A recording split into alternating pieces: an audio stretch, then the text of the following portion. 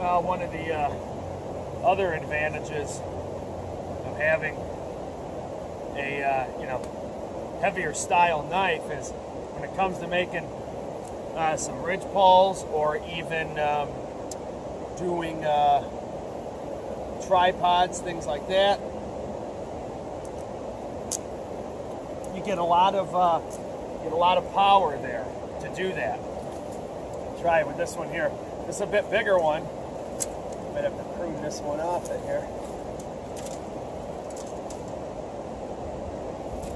Okay.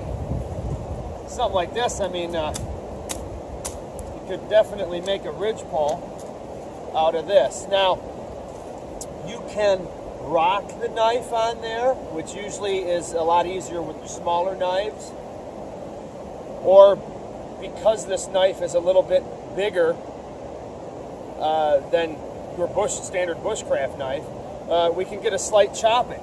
So for the tension cutting, and I'm just moving my arm really at a leisurely sort of, in a leisurely fashion, but quick work.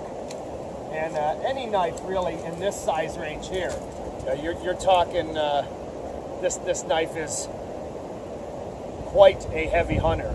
So something comparable to this knife here might be like a,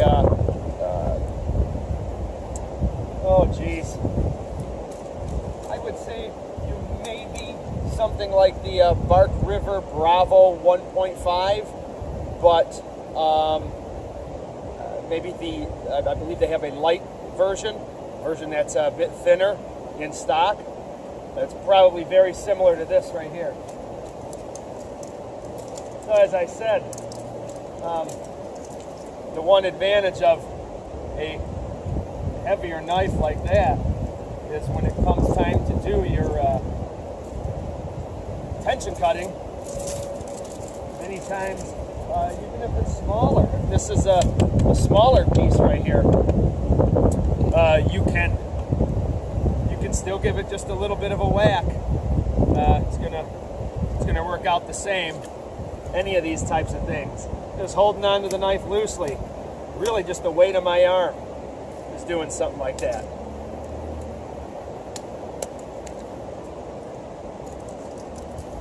Another great advantage to this. Some of these bolts here that are in this knife can sometimes be a little rough on the hands. I know that these are handmade, primarily just like chopping. I have a sort of a loose grip when I chop, and I sort of, I don't squeeze tight while it's impacting. I don't want to absorb a lot of that shock. So it's a very loose grip back on the knife a little bit, and I have one of these bolts going through the handle here that sort of has a little bit of a burr on it. Now, as I said, they're handmade, so I'm sure they all can differ, but no big deal. It doesn't bother me. It may bother someone else.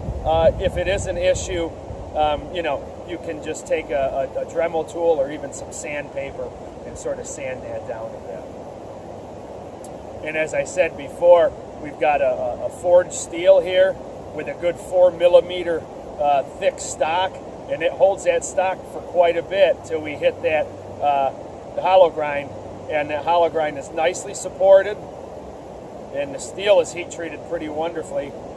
And doing these types of tasks that normally you might have to put a little more emphasis in with your woodlore style knives, it's no problem for a heavy hunter like this.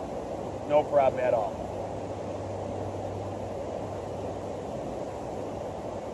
Comes with a great sheath as well.